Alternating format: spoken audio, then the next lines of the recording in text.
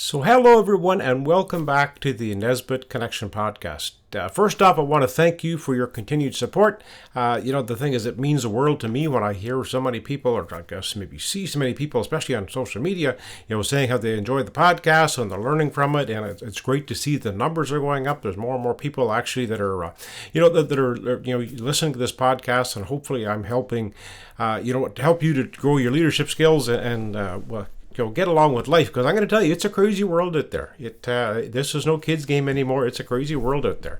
So I kind of thought for this month's podcast, I would kind of relate back to something that's maybe a little, maybe we'll call it a little off topic, but yet I think at the same time, I'm going to show you how much it relates to leadership. I would say probably about close to 15 years ago now, I took up running.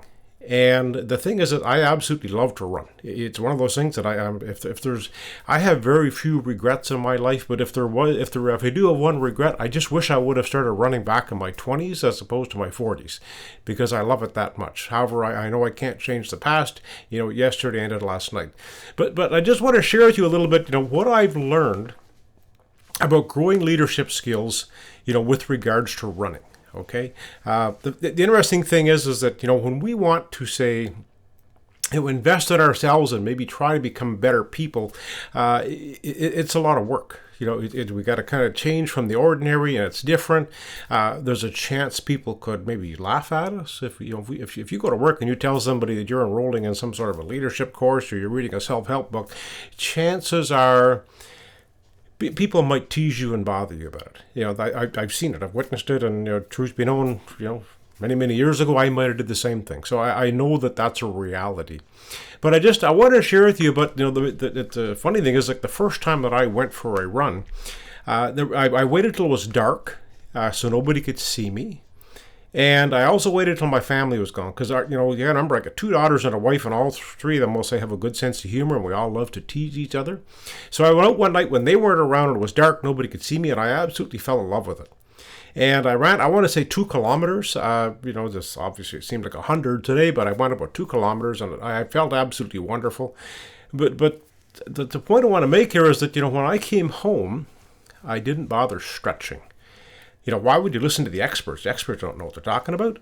So I didn't bother stretching, and sure enough, I had a hard time walking for a couple of days. So, lesson number 1, I had to learn to listen to the experts. And I have a hard time with that. So needless to say, if you want to talk about, running and leadership, I think that's one of the first things we need to do is we need to sit back and we need to learn from the experts, the people that are in a leadership role.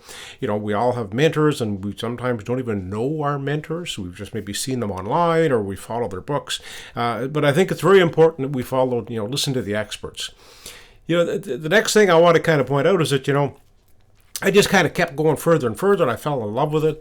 And I remember one time I went 5 kilometers, and I was so proud of myself, because it was a big thing, 5 kilometers. And, that wasn't until I met my neighbor Mario one day. And I said to Mario, I said, I see you running. How far do you go?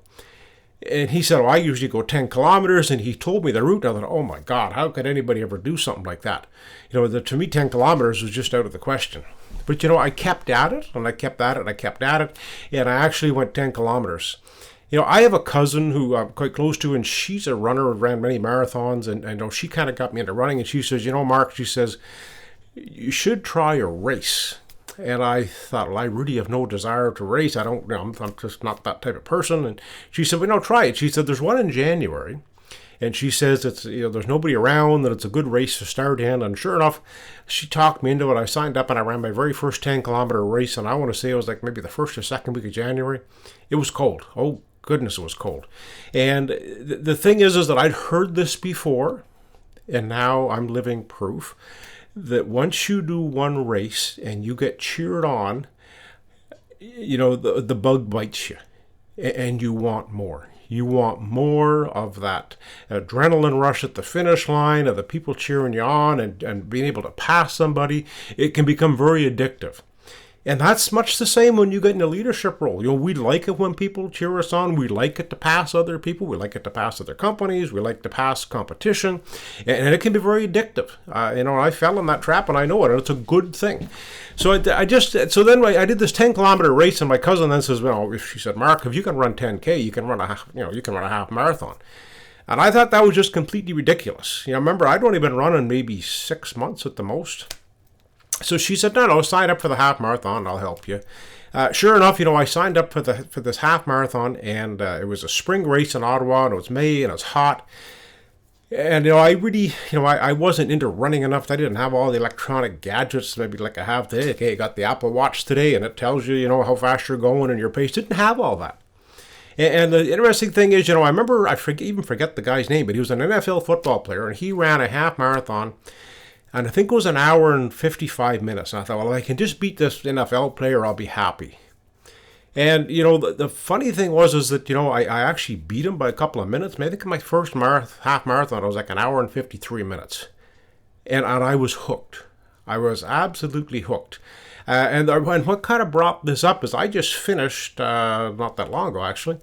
I just ran I think it's my 19th half marathon. And I love them. It's so addictive, and the satisfaction that you get from running, and of course how it makes me feel as I keep going, and some of the things I've been kind of keeping notes for this podcast for a while, because to me there's so many similarities in becoming a better runner as there is in becoming a better leader. And I have these, there's a couple of high spots I want to hit today because I think they're so important, and and if we can all kind of understand these high spots, I really believe that, we can become better leaders. We can obviously become better runners if you learn what I've learned. I think, I started ground zero, right? And I was in my 40s. So the thing is a couple of things I want to share with you. Like just recently, I want to say it was, I guess, the weekend before this last half marathon. I was out it was hot and muggy, and it was not a nice day. And we just had a really bad storm here in Ottawa, and there was trees down all over the place. So my normal running route that I take is usually it's a trail, like it's a gravel trail. It's beautiful. Well, of course, I go down this trail, and it's full of trees. So I had to kind of get off the trail and get on the street. And the funny thing was, I was out to cross the street, and I tripped and fell. And I really got smashed up pretty good. I smashed up my knee, and I just missed a sign. It was kind of it's funny at the time, but I think the lesson to this is there was cars on the street, yet nobody stopped to see if I was okay. And you see, that to me is normal. When you fall, usually nobody's around. And if they are, people are around quite often, they don't care. And that's kind of the way it is with leadership. We're going to trip and fall, and sometimes people are going to see us, sometimes people aren't. But you're going to find lots of times there's quite often nobody there to help us. We have to pick ourselves up and get going again. And sometimes it's not easy, and sometimes you got to run with blood running down your knee and with torn up shoes. And hey, believe me, it was and I kind of funny when I come home. Of course, my wife sees me and she flips out, but it's kind of funny. But nevertheless, I ran home with a sore knee, and that quite often is what happens in leadership. We have to keep going, no matter how much pain, no matter how many times we can get heartbroken. We got to keep going. I firmly believe. One of the problems today, we'll say with young leaders in particular, is they've never had to work with a rotary phone. I can remember clear as a bell, many, many years ago, the first time Garth Brooks came to Ottawa, on a rotary phone trying to buy tickets. You have to dial the number, and of course, every time you got the wrong number, you had to start over again, hang up, and those days when you went to call for concert tickets, you may have to call, I swear, 100 times before you could get through to somebody answering the phone. So, of course, you learn persistence. And I really don't believe, a lot of kids today have never had to learn persistence that you got from using a rotary phone trying to get tickets to Garth Brooks. Crazy as it sounds, you'd be surprised how something like that makes you stronger. One of the things that I've also noticed from running, I've had a bad back for many years, and that's one of the reasons I actually started running, because my back's it's been bad for years. And the thing is that I have learned more than anything is that the pain in my back is not usually caused by my back. It's usually something else. It's usually my hip flexors or my hamstrings or something like that. And that's typical, when we're leading. If there's something going wrong and something's not going the way it is, usually it's not the problem that we think it is. We have to look to see what the root cause is. And boy, that can be really hard to do because, sometimes it's really easy to walk in somewhere, drive onto a job site, and just be very critical and find something out, but that we don't maybe find the whole story. So I would encourage you, you got to look somewhere else. And the thing is, one of the things I also learned too is that, the thing is that, the more I practiced, the faster I got. I just kept pushing myself, and I kept getting faster, and I kept getting faster, and kept getting faster. And today, I'm actually, for my age, I'm still, when I'm in a race, typically, I finish in the top 10%. So by no means am I the fastest there, but I'm typically in the top 10%. And the thing is one of the things that I've noticed over the years, nobody likes to get passed. You can be running on a trail somewhere and you'll come up on somebody. As soon as they see that you're a field, that you're behind them, they speed up. Nobody likes to get passed. And I have to share something with you. When I first started running, I had no idea, we'll call it the makeup of the race, the people that were actually in the race. So in Ottawa, I'm not sure what it's like where you are, but in Ottawa, well over 50% of the runners are actually females. Okay, so that being said, there's some fast female runners out there, and they beat me all the time, and sometimes I pass them.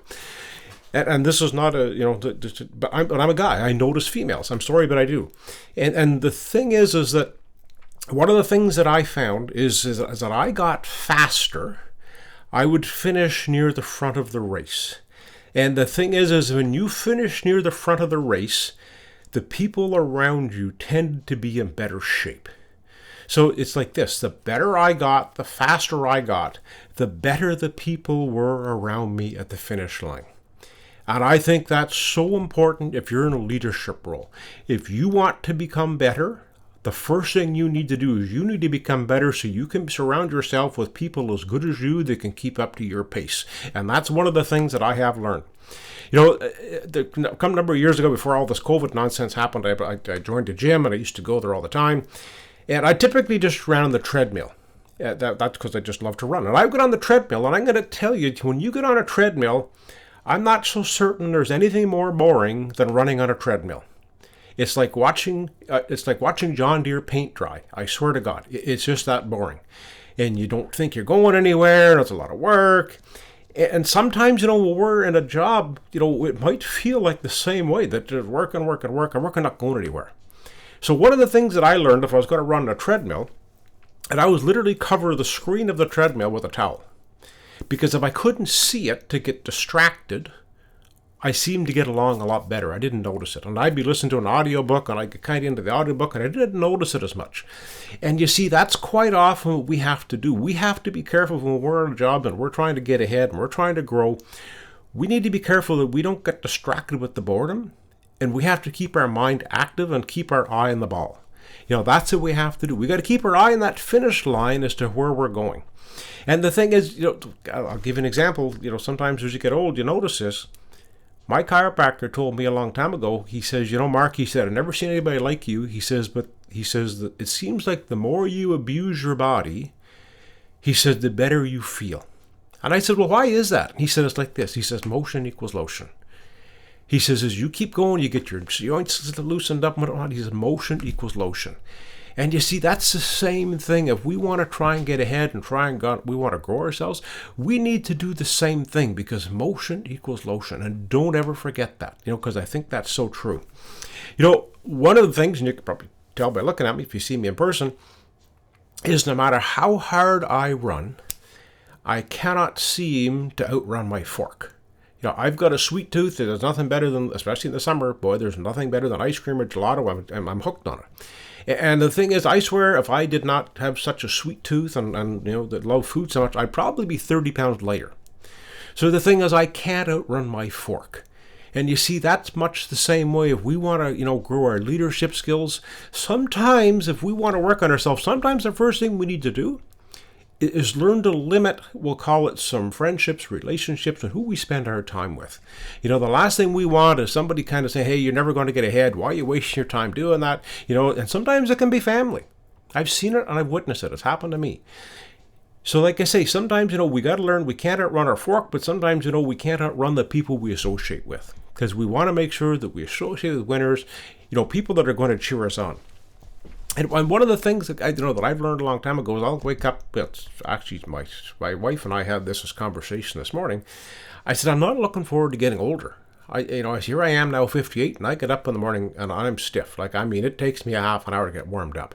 And she kind of laughed, said, "Yeah, I know the feeling. It's not just you." And we just kind of joked about it. But one of the things that I have learned, if I am stiff or sore, to go for a run. That's the easiest and the best thing to do. And that's the same thing, if we're not feeling real good sometimes. I heard a long time ago that if you were going to, say, have a nervous breakdown, or if you were having a bad day, go and work with somebody that's in worse shape than you are. Go and try and help them. And if you try to help them, guess what? You're going to help yourself by accident. And I swear by that. I live by that, because the thing is, I get my mind off of me and I start helping somebody else. And you'd be surprised how that turns my day around. So again, if you're in pain, go do something. Get off the couch, get out of the office chair, whatever you have to do. We have to do it. And I've often made this joke too. Nobody can train for me. But my wife can't do my running for me. I have to do it myself. And that's the same thing. If I want to grow my leadership skills, if I want to get ahead, if I want to become a better person, I have to do the hard work myself. Nobody can do it for me. I have to do the hard work myself. And that's, I think that's quite important. I have to do the work. And of course, as I get cheered on and I feel better, you cannot believe, we'll say, the high you get from running a race. When you're out there and then it was so beautiful. When I did this spring race in Ottawa here, a few weeks ago, to see Ottawa back alive again. Having the kids standing on the sidewalk, putting their hands out so you could slap their hands, and the homeowners at their hand, and your ice cubes, and you just cannot believe how a total stranger, can cheer you on. And we have that same ability with other people. And I've started doing this myself as much as I can lately, because I'll give you an example. I went to a bike store not long ago because I thought, my wife and I will enjoy going for a bike ride together. There was this young gentleman at this bike shop, and he was just so good and so friendly and so professional. And I don't think this guy was 20. Now, I've got to admit, at my age, I sometimes think people that are 15 or 20, I miss the age. I'm not as good as he used to be. But this guy was young. He was very young. Put it this way, I was old enough to be his dad, by far. And he was so good. I just said to him, you're doing such a good job. You're going to go places in life, kid. And, that just put a smile on his face. So here I was, total stranger, telling him how good he was, and he was going to go someplace in life. We all have that ability. And believe me, today, there's so many kids will say, they're suffering from depression and anxiety and stuff from this, because they never got to see anybody for how many months. They need to hear that from us, and we have the ability to do that. And of course, sometimes it's interesting that they have these little foam rollers and massage sticks and whatnot, and you'd be very surprised how they work. But the first thing I have to do is I have to use it. Is as much ambition as I have, I'd love to run. I don't like using these massage sticks and whatnot, but boy, when I do the work, I feel so much better. And that's exactly how it works. When we do the work, when we work on ourselves, we feel so much better. But of course, the first thing we need to do is to learn to work on ourselves. And boy, that could be really hard. I just want to point something out here. I think this was just really ironic. When I went to do this race here a little bit ago, my daughter's boyfriend and I ran together. We didn't train together. It's just he was in the race, I was in the race. We just kind of stood together at the start line. And he's a really fine young gentleman, a professional young guy, and we're really happy that that he's seeing our daughter. But I just want to point out, when they went to do like every sporting event, they went to play O Canada. Okay, and here's a guy, this young gentleman. I think he's he's late 20s, and he was wearing a hat to run a race. And what I thought was most impressive was when they played O Canada, I'm going to say less than 50% of the people there paid attention to the national anthem. And I thought that was just wrong. I'm sorry, but that's absolutely wrong. But this young gentleman, he took his hat off and put his hat in his chest. The first thing I told my daughter is, this guy's a keeper. Anybody that shows respect for the country like that guy's a keeper. And I just want to point out, we can learn from people those little, we have, we'll say, learning opportunities every day. If we only want to sit back and learn from them. And I share this all the time. Actually, this afternoon I have a keynote talk I have to give for this company, and you'd be certain I'm going to share it. We have learning opportunities every day. It's whether or not we actually want to pay attention and learn. That's up to us. Because I'm going to tell you, I see it every day. So, I cannot get over what, how much I've learned from running. To me, sometimes if I'm working on a presentation or, like I say, this keynote talk, you would be very surprised how I'll just kind of put in the old Bose earbuds and go for a run, sometimes in the middle of the day, whatever the case may be, and I'll listen to an audiobook and I'll come home and I cannot remember, and you cannot believe how much stuff that I'll write down that I learned going for a run. I don't listen to music. The only time I listen to music is if I'm in a race situation, we'll say. But I listen to audiobooks. And I'll give an example. I typically try to run a minimum of 150 kilometers a month. And I don't know how many hours that is. That's probably, say, 15 hours a month. That being said, by the time you start and stretch and after, that's a minimum of 20 hours a month that I can learn just by going for a run. And you cannot believe when you're out there just running around this neighborhood and whatnot, and you hear something, you're in a totally different state of mind, and you'd be surprised what you can learn just going for a run. And sometimes that's what we need to do. When the heat is on, and believe me, I've been in that rat race for a lot of years, and I don't miss it. Trust me, I do not miss it. But when that rat race is on, sometimes, we just got to go for a walk. Sometimes I used to just go for a drive. I'd go for a drive, put it on an audiobook or a podcast or something, and kind of cool off and come back and change the way I look at things. Because that's the only thing I have control of in this whole world is my thoughts. And, we need to make sure that we, pay as much attention as we can, to changing our thoughts. When things get bad, when we're losing and it hurts and whatnot, that's when we got to change our thoughts. We quit thinking about it, go do something else. Like I say, the best medicine I ever found was helping somebody else. So thank you very much for the podcast. Please do rate us so we can get some more listeners. And again, I want to thank you for your continued support. I truly love helping people. You have no idea how good life is today because I get to help people. So again, if we can just be a little bit better tomorrow than we are today, that's all we need. Thank you.